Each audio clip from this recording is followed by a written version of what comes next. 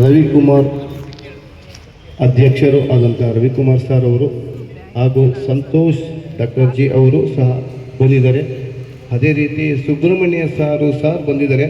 ಇವರೆಲ್ಲ ಬಂದಿರೋದಕ್ಕೆ ನಮಗೆ ಈ ನಮ್ಮ ರಾಜೀವ್ ಸ್ನೇಹ ಬಳಗದಿಂದ ಕಳೆದ 7 ವರ್ಷಗಳಿಂದಲೂ ಪ್ರತಿ ವರ್ಷ 1,000 ಔಷಧಿ ಗಿಡಗಳನ್ನ ಇದೇ ಕುವೆಂಪು ನಗರ ಭಾಗದಲ್ಲಿ ಉಚಿತವಾಗಿ ಕೊಡ್ತಾಯಿದ್ವಿ.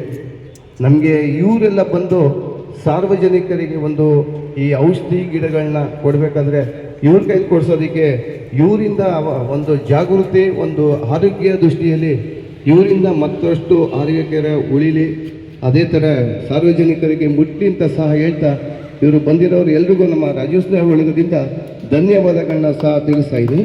ಬಂದಿರೋರು ಎಲ್ರಿಗೂ ಧನ್ಯವಾದಗಳು ಸಹ ಹೇಳ್ತಾ ಇದ್ದೀವಿ ಸರ್. ಅದೇ ರೀತಿ ನಮ್ಮ ರಾಜೀವ್ ಸ್ನೇಹ ಬಳಗದಿಂದ ದಯವಿಟ್ಟು ಒಂದೆರಡು ಇದು ನೋಡಿ ಮಾತಾಡಬೇಕು ಅಂತ ಸ್ವಾಮಿಗಳಿಗೆ ಕೇಳ್ತಾರೆ.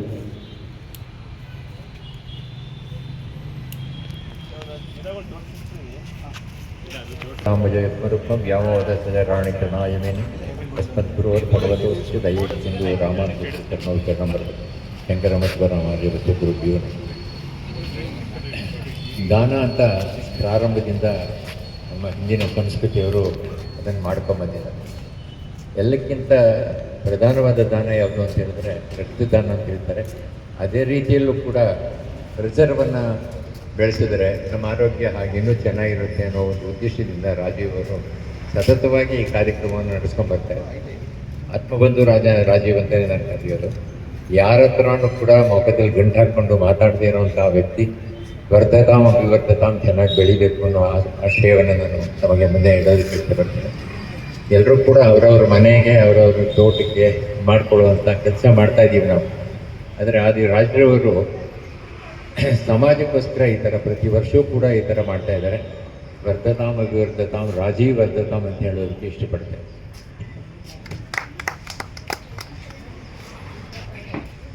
ಅದೇ ರೀತಿ ನಮ್ಮ ರವಿಕುಮಾರ್ ಸರ್ ಅವರು ಒಂದೆರಡು ಮಾತಾಡಬೇಕು ಅಂತ ಹೇಳಿ ಕೇಳ್ತಾರೆ.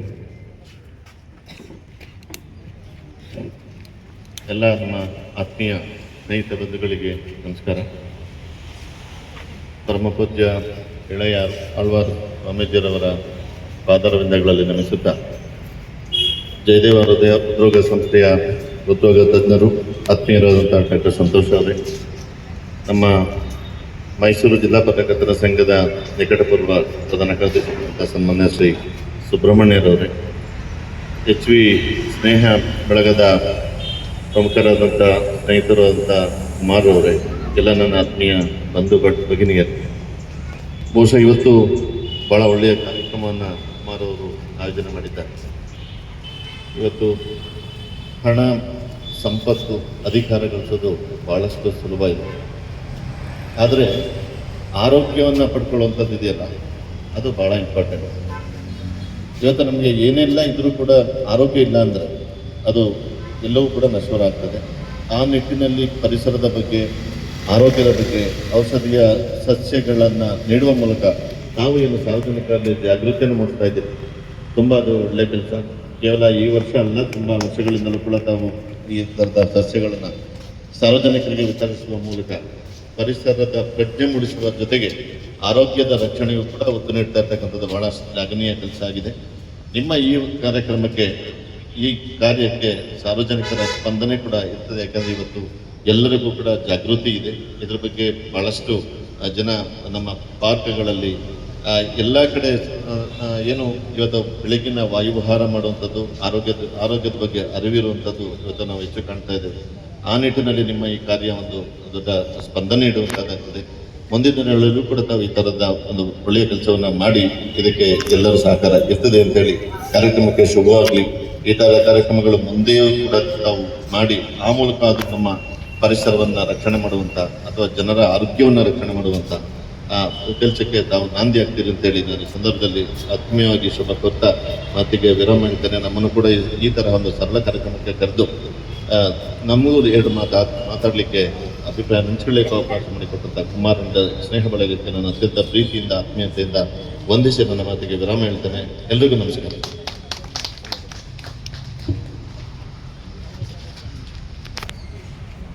ಅದೇ ರೀತಿ ನಮ್ಮ ಡಾಕ್ಟರ್ ಸಂತೋಷ್ ಜಿ ಸರ್ ಅವರು ಸಹ ಒಂದೆರಡು ಮಾತಾಡಬೇಕು ಅಂತ ಸಹ ಕೇಳ್ತಾರೆ.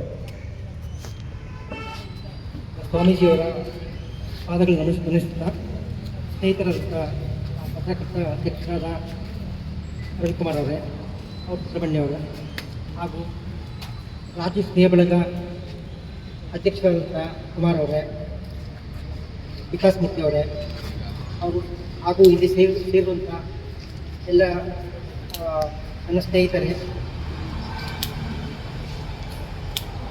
ಈ ಕಾರ್ಯಕ್ರಮ ಮನುಷ್ಯ ಒಬ್ಬ ಸಮಾಜ ಜೀವಿ.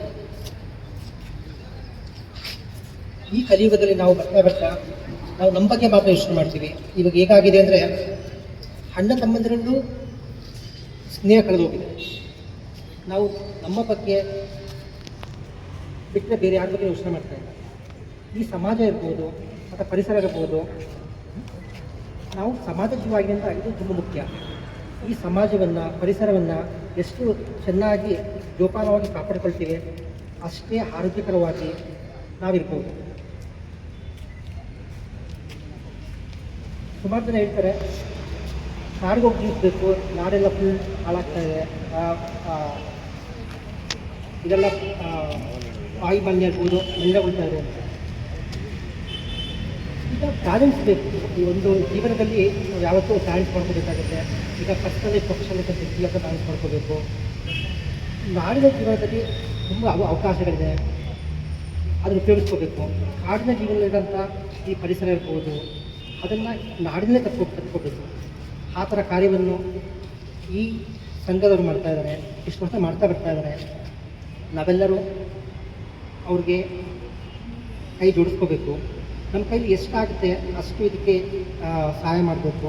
ಒಂದೊಂದೇ ಇರ್ಬೋದು, ಈ ಮರ ಇರ್ಬೋದು, ಗಿಡಗಳಿರ್ಬೋದು. ಈ ಗಿಡಗಳಿಗೆ ತುಂಬ ಒಳ್ಳೆಯ ಅಂಶಗಳಿವೆ. ಈಗ ಏನಾಗ್ತಾಯಿದೆ ಅಂದರೆ, ಈಗ ಬರ್ತಾ ಈಗ ನಾವು ಹೇಳ್ತಾ ಇದ್ವಿ, ಈಗ ಕೋವಿಡ್ ಆದಮೇಲೆ ಹೃದಯ ಸಂಬಂಧ ಕಾಯಿಲೆಗಳಿರ್ಬೋದು ಅಥವಾ ಬೇರೆ ಸಂಬಂಧ ಕಾಯಿಲೆಗಳು ಜಾಸ್ತಿ ಆಗ್ತಾ ಇದೆ ಅಂತ. ಕೋವಿಡ್ಗಿಂತ ಮುಖ್ಯವಾದ ಕಾರಣ ಏನಂದರೆ ಈ ವಾಯು ಮಾಲಿನ್ಯ, ಪರಿಸರ ಮಾಲಿನ್ಯ.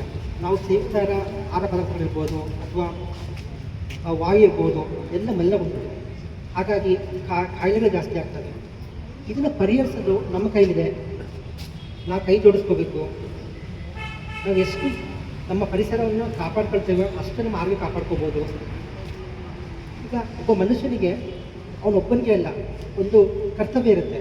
ಈ ಕರ್ತವ್ಯ ಸಮಾಜಕ್ಕೆ ಏನು ಕೊಡ್ತೀವಿ ಅಂತ, ನಮ್ಮ ಮುಂದಿನ ಪೀಳಿಗೆಗೆ ಏನು ಕೊಡ್ತೀವಿ ಅಂತ. ಈ ಪರಿಸರವನ್ನು ಕಾಪಾಡಿಕೊಳ್ಳೋದು ತುಂಬ ಮುಖ್ಯವಾದದ್ದು. ಇದು ನಮ್ಮ ಮುಂದೆ ಪೀಳಿಗೆ ಕೊಡಬೇಕಾಗುತ್ತೆ. ಇದು ನಾವು ಕೊಡಲಿಲ್ಲ ಅಂದರೆ ಅವರು ಕಟ್ಟಡಗಳ ಮಧ್ಯೆ ಬದುಕಬೇಕಾಗುತ್ತೆ. ಈಗ ನೀವು ಸುಮಾರು ರೀಲ್ಸ್ ನೋಡ್ತಾ ಇರ್ಬೋದು, ಆಕ್ಸಿಜನ್ನಿಂದ ಬದುಕಬೇಕಾಗುತ್ತೆ. ಮುಂದೆ ಎಲ್ಲೂ ಆಕ್ಸಿಜನ್ ಆಗಲಿ ಇಲ್ದಿರೋ ಅಂಥ ಪರಿಸ್ಥಿತಿ ಬರೋ ಚಾನ್ಸ್ ಇರ್ಬೋದು.